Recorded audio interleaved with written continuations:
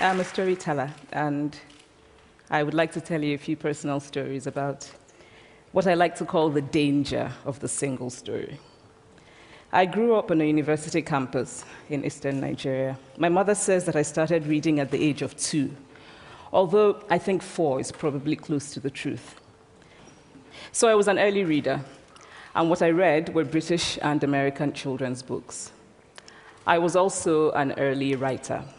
And when I began to write at about the age of 7, stories in pencil with crayon illustrations that my poor mother was obligated to read, I wrote exactly the kinds of stories I was reading. All my characters were white and blue-eyed. They played in the snow. They ate apples. And they talked a lot about the weather, how lovely it was that the sun had come out. Now, this despite the fact that I lived in Nigeria. I had never been outside Nigeria. We didn't have snow. We ate mangoes. And we never talked about the weather because there was no need to. My characters also drank a lot of ginger beer because the characters in the British books I read drank ginger beer. Never mind that I had no idea what ginger beer was. And for many years afterwards, I would have a desperate desire to taste ginger beer. But that is another story. What this demonstrates, I think, is how impressionable and vulnerable we are in the face of a story, particularly as children. Because all I had read were books in which characters were foreign, I had become convinced that books, by their very nature, had to have foreigners in them and had to be about things with which I could not personally identify. Now, things changed when I discovered African books. There weren't many of them available, and they weren't quite as easy to find as the foreign books, but because of writers like Chinua Achebe and Kamara, I went through a mental shift in my perception of literature.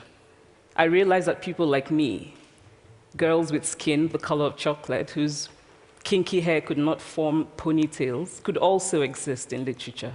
I started to write about things I recognized. Now, I loved those American and British books I read. They stirred my imagination. They opened up new worlds for me. But the unintended consequence was that I did not know that people like me could exist in literature. So what the discovery of African writers did for me was this. It saved me from having a single story of what books are. I come from a conventional middle-class Nigerian family. My father was a professor. My mother was an administrator. And so we had, as was the norm, live-in domestic help who would often come from nearby rural villages. So the year I turned 8, we got a new houseboy. His name was Fide. The only thing my mother told us about him was that his family was very poor. My mother sent yams and rice and our old clothes to his family. And when I didn't finish my dinner, my mother would say, "Finish your food. Don't you know people like Fide's family have nothing?" So I felt enormous pity for Fide's family. Then one Saturday, we went to his village to visit. And his mother showed us a beautifully patterned basket made of dyed raffia that his brother had made. I was startled. It had not occurred to me that anybody in his family could actually make something. All I had heard about them was how poor they were, so that it had become impossible for me to see them as anything else but poor. Their poverty was my single story of them. Years later, I thought about this when I left Nigeria to go to university in the United States. I was 19. My American roommate was shocked by me. She asked where I had learned to speak English so well and was confused when I said that Nigeria happened to have English as its official language. She asked if she could listen to what she called my tribal music and was consequently very disappointed when I produced my tape of Mariah Carey. She assumed that I did not know how to use a stove. What struck me was this. She had felt sorry for me even before she saw me. Her default position toward me, as an African, was a kind of patronizing, well-meaning pity. My roommate had a single story of Africa, a single story of catastrophe. In this single story, there was no possibility of Africans being similar to her in any way, no possibility of feelings more complex than pity, no possibility of a connection as human equals. I must say that before I went to the US, I didn't consciously identify as African. But in the US, whenever Africa came up, people turned to me, never mind that I knew nothing about places like Namibia. But I did come to embrace this new identity, and in many ways, I think of myself now as African, although I still get quite irritable when Africa is referred to as a country, the most recent example being my otherwise wonderful flight from Lagos 2 days ago, in which there was an announcement on the Virgin flight about their charity walk in India, Africa, and other countries. So after I had spent some years in the US as an African, I began to understand my roommate's response to me. If I had not grown up in Nigeria, and if all I knew about Africa were from popular images, I too would think that Africa was a place of beautiful landscapes, beautiful animals, and incomprehensible people fighting senseless wars, dying of poverty and AIDS, unable to speak for themselves, and waiting to be saved by a kind white foreigner. I would see Africans in the same way that I, as a child, had seen Fide's family. This single story of Africa ultimately comes, I think, from Western literature. Now, here's a quote from the writing of a London merchant called John Locke, who sailed to West Africa in 1561 and kept a fascinating account of his voyage. After referring to the black Africans as beasts who have no houses, he writes, "They are also people without heads, having their mouths and eyes in their breasts." Now, I've laughed every time I've read this, and one must admire the imagination of John Locke. But what is important about his writing is that it represents the beginning of a tradition of telling African stories in the West, a tradition of sub-Saharan Africa as a place of negatives, of difference, of darkness, of people who, in the words of the wonderful poet Rudyard Kipling, are half devil, half child. And so I began to realize that my American roommate must have, throughout her life, seen and heard different versions of this single story. As had a professor who once told me that my novel was not authentically African. Now, I was quite willing to contend that there were a number of things wrong with the novel, that it had failed in a number of places, but I had not quite imagined that it had failed at achieving something called African authenticity. In fact, I did not know what African authenticity was. The professor told me that my characters were too much like him, an educated and middle-class man. My characters drove cars. They were not starving. Therefore, they were not authentically African. But I must quickly add that I, too, am just as guilty on the question of the single story. A few years ago, I visited Mexico from the US. The political climate in the US at the time was tense, and there were debates going on about immigration. And, as often happens in America, immigration became synonymous with Mexicans.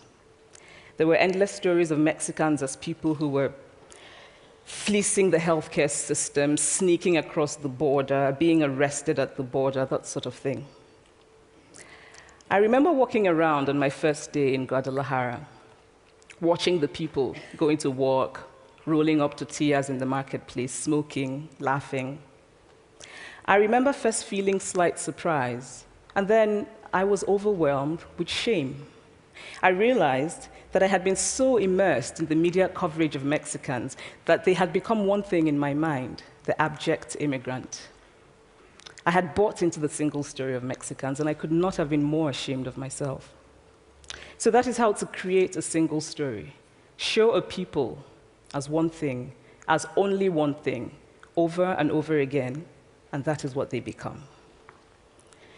It is impossible to talk about the single story without talking about power. There is a word, an Igbo word, that I think about whenever I think about the power structures of the world, and it is nkali. It's a noun that loosely translates to be greater than another.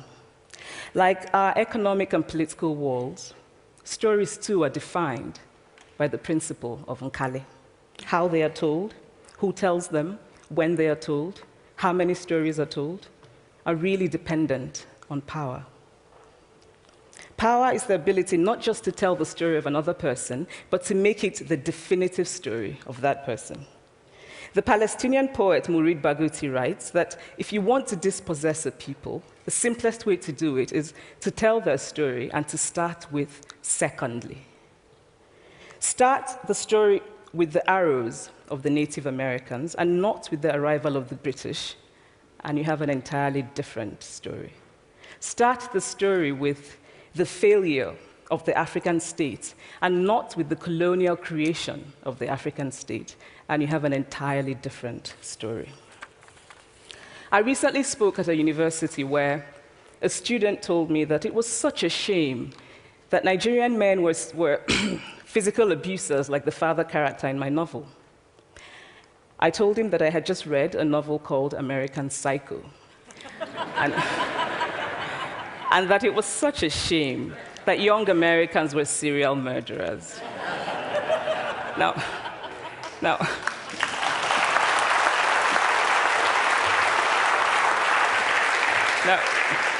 obviously, I said this in a fit of mild irritation, but it would never have occurred to me to think that just because I had read a novel in which a character was a serial killer, that he was somehow representative of all Americans.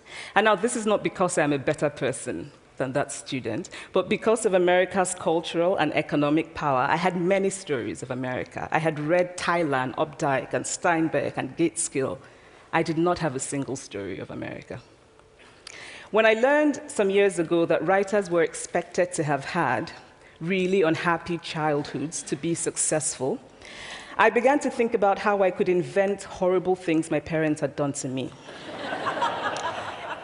But the truth is that I had a very happy childhood, full of laughter and love, in a very close-knit family. But I also had grandfathers who died in refugee camps. My cousin, Polly, died because he could not get adequate health care. One of my closest friends, Okoloma, died in a plane crash because our fire trucks did not have water. I grew up under repressive military governments that devalued education so that sometimes my parents were not paid their salaries.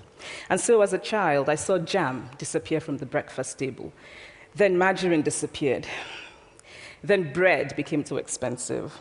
Then milk became rationed. And most of all, a kind of normalized political fear invaded our lives. All of these stories make me who I am. But to insist on only these negative stories is to flatten my experience and to overlook the many other stories that formed me. The single story creates stereotypes, and the problem with stereotypes is not that they are untrue, but that they are incomplete. They make one story become the only story. Of course, Africa is a continent full of catastrophes, the immense ones, such as the horrific rapes in Congo, and depressing ones, such as the fact that 5,000 people apply for one job vacancy in Nigeria. But there are other stories that are not about catastrophe, and it is very important, it is just as important to talk about them. I've always felt that it is impossible to engage properly with a place or a person without engaging with all of the stories of that place and that person. The consequence of the single story is this: it robs people of dignity. It makes our recognition of our equal humanity difficult. It emphasizes how we are different rather than how we are similar. So what if before my Mexican trip, I had followed the immigration debate from both sides, the US and the Mexican? What if my mother had told us that Fide's family was poor and hardworking? What if we had an African television network that broadcast diverse African stories all over the world, what the Nigerian writer Chinua Achebe calls a balance of stories? What if my roommate knew about my Nigerian publisher, Mukhtar Bakare, a remarkable man who left his job in a bank to follow his dream and start a publishing house? Now, the conventional wisdom was that Nigerians don't read literature. He disagreed. He felt that people who could read would read if you made literature affordable and available to them. Shortly after he published my first novel, I went to a TV station in Lagos to do an interview. And a woman who worked there as a messenger came up to me and said, "I really liked your novel. I didn't like the ending. Now you must write a sequel, and this is what will happen." And she went on to tell me what to write in the sequel. Now, I was not only charmed, I was very moved. Here was a woman, part of the ordinary masses of Nigerians who were not supposed to be readers. She had not only read the book, but she had taken ownership of it and felt justified in telling me what to write in the sequel. Now, what if my roommate knew about my friend, Fumi Yonda, a fearless woman who hosts a TV show in Lagos and is determined to tell the stories that we prefer to forget? What if my roommate knew about the heart procedure that was performed in the Lagos hospital last week? What if my roommate knew about contemporary Nigerian music, talented people singing in English and Pidgin and Igbo and Yoruba and Ijo, mixing influences from Jay-Z to Fela to Bob Marley to their grandfathers?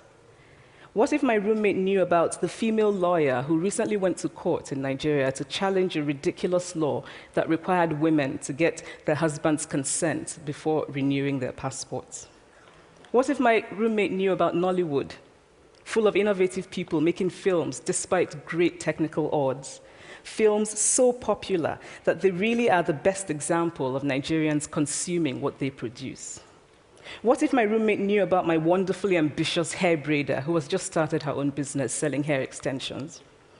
Or about the millions of other Nigerians who start businesses and sometimes fail, but continue to nurse ambition? Every time I am home, I am confronted with the usual sources of irritation for most Nigerians: our failed infrastructure, our failed government, but also by the incredible resilience of people who thrive despite the government rather than because of it. I teach writing workshops in Lagos every summer, and it is amazing to me how many people apply, how many people are eager to write, to tell stories. My Nigerian publisher and I have just started a nonprofit called Farafina Trust, and we have big dreams of building libraries and refurbishing libraries that already exist and providing books for state schools that don't have anything in their libraries, and also of organizing lots and lots of workshops on reading and writing for all the people who are eager to tell our many stories. Stories matter. Many stories matter. Stories have been used to dispossess and to malign, but stories can also be used to empower and to humanize. Stories can break the dignity of a people, but stories can also repair that broken dignity. The American writer Alice Walker wrote this about her southern relatives who had moved to the north, and she introduced them to a book about the southern life that they had left behind. They sat around reading the book themselves, listening to me read the book, and a kind of paradise was regained. I would like to end with this thought, that when we reject the single story, when we realize that there is never a single story about any place, we regain a kind of paradise. Thank you.